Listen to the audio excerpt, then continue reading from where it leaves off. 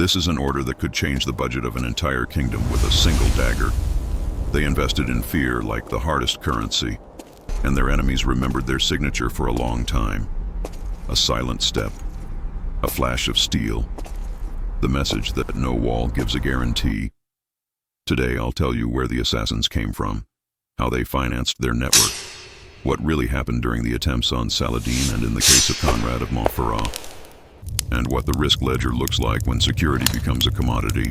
Imagine Persia and Syria in the 11th and 12th century, a world split between the Seljuks and various branches of Shi'ism.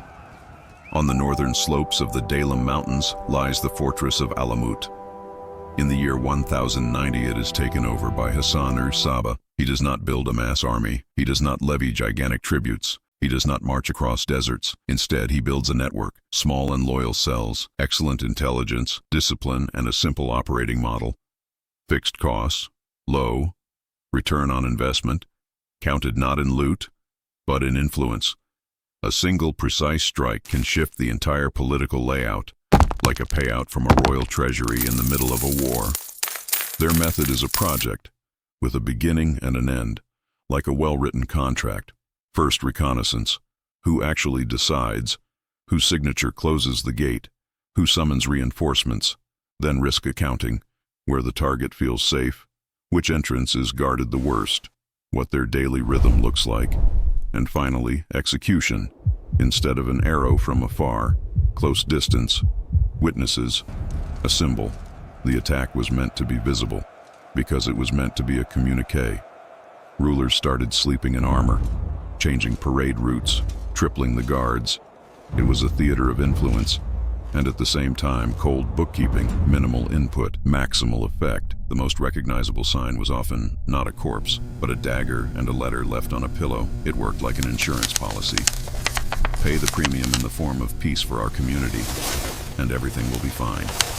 Don't pay. The risk rises. Thus, a credit of trust was created, which in politics can be worth more than gold. In the background pulsed caravan trade, letter banking and old transfer systems, hawala, bills of exchange, letters of credit. Whoever controls information buys time.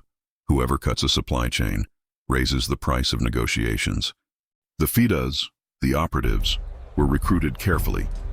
They infiltrated a target's surroundings as servants, pilgrims, craftsmen.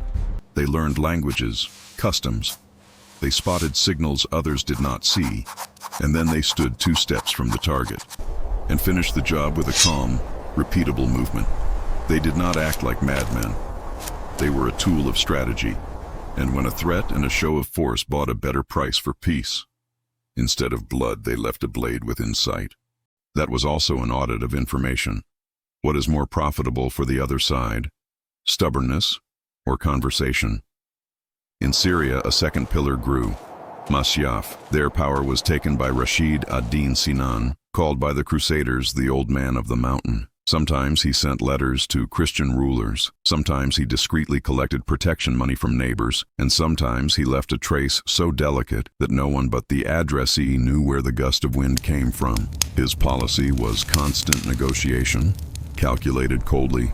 Every action had its opportunity cost and its benefits. A balance of gains and losses drew the borders of courage. Out of this logic grew 2 failed attempts on Saladin, the year 1175 and the year 1176. In one of them, the wounded sultan escapes the camp's chaos. The guards rush in panic. Orders shout over one another.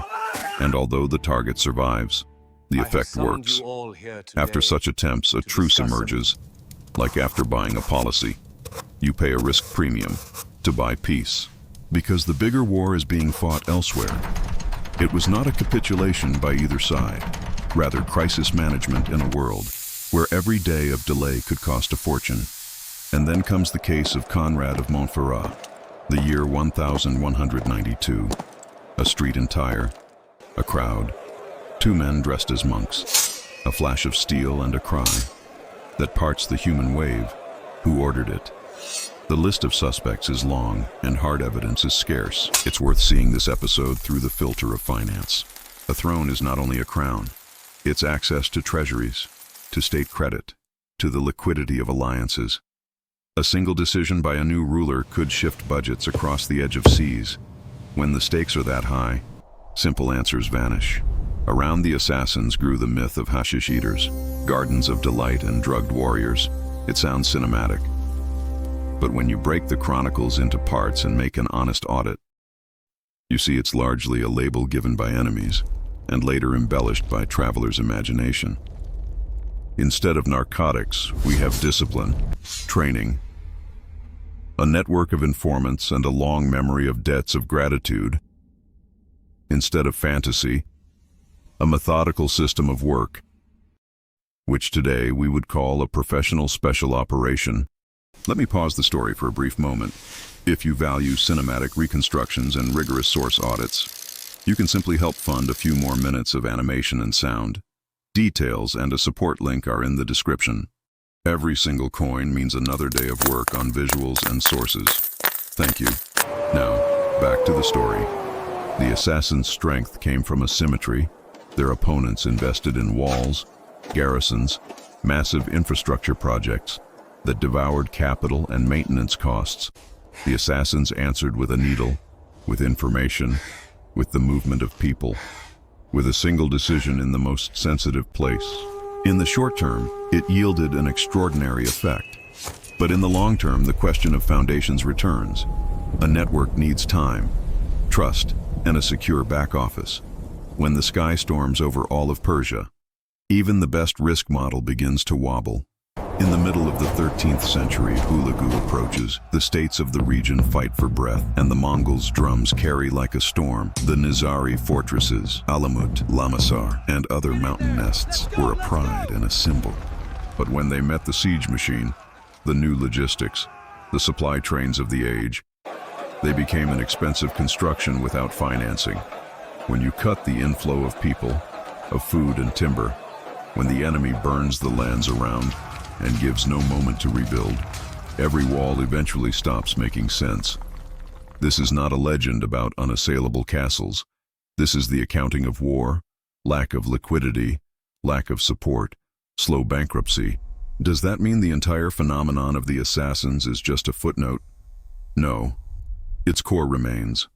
They showed that in politics, information and trust can cost more than steel, that you can have hundreds of crossbows and still lose if someone many days earlier placed the right letter in the right hand. That fear, used sparingly and on purpose, can be a lever greater than a Sabbath of knighthood, and at the same time, that every tool has its limit. When the whole game changes rules, when a force appears that does not ask for a loss account, old algorithms stop working. Let's pause for a moment on costs and prices, because this story asks for conclusions. First, security always costs something: money, time, or courage. You can pay the premium in silver, like rulers who preferred conversation to revenge. You can invest in intelligence, in training, in people who bring information faster than a wanted poster. You can also risk everything and hope that noise will cover gaps in the plan.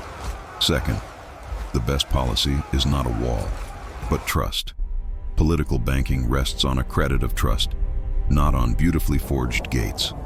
Third, every system, even the best managed, must renew its foundations. Without that, like a great infrastructure project without service, the walls start to crack from within. If I were to leave one moral, it would be this: the one who wins is the one who counts risk better and does not postpone investing in knowledge.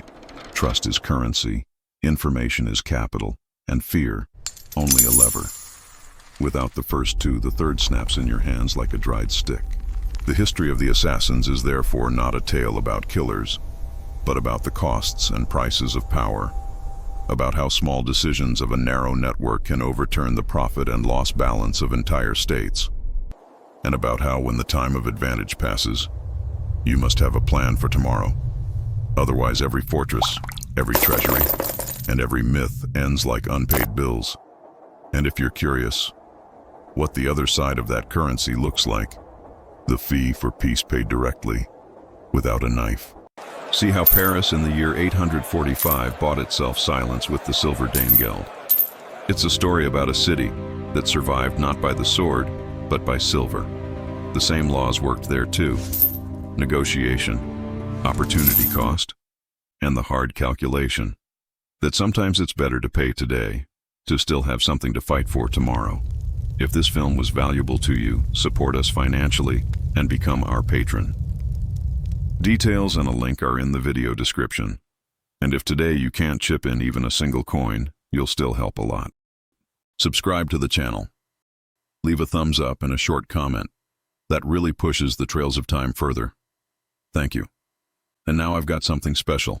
Columbus did not discover America. Click the thumbnail next to this video and see how the Vikings reached North America long before Columbus. See you on the trail.